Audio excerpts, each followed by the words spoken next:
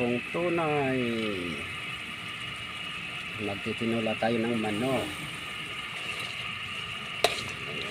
Gigisa ko muna. Gisa, alukay ng alukay. Ng bango. Kasi may ano po yan. May loya. Yan, ito mamaya aking ilalagay.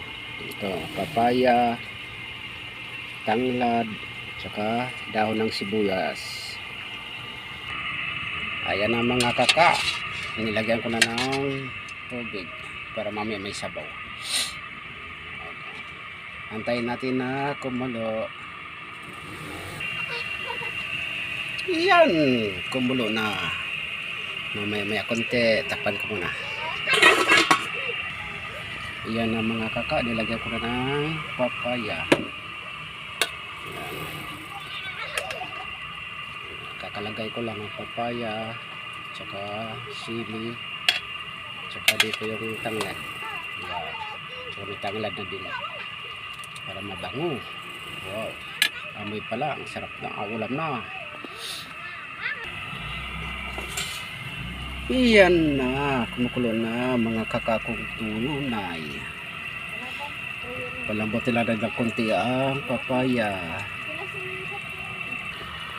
Ayan na. Mayroon na siyang dahon sibuyas.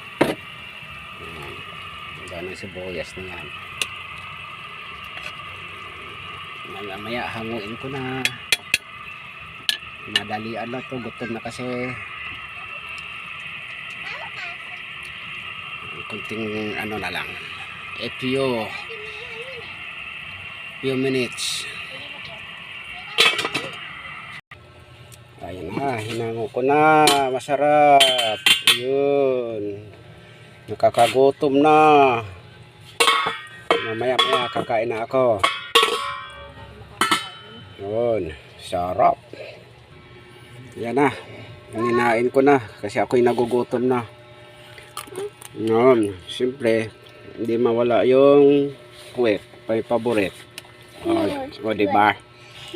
Oh, yan, kadabakmak na kanin. Gutom na kasi. Okay, salamat.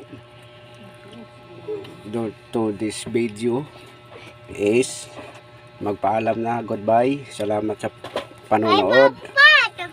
Thank you. Kain po tayo, guys. Mga kakakain.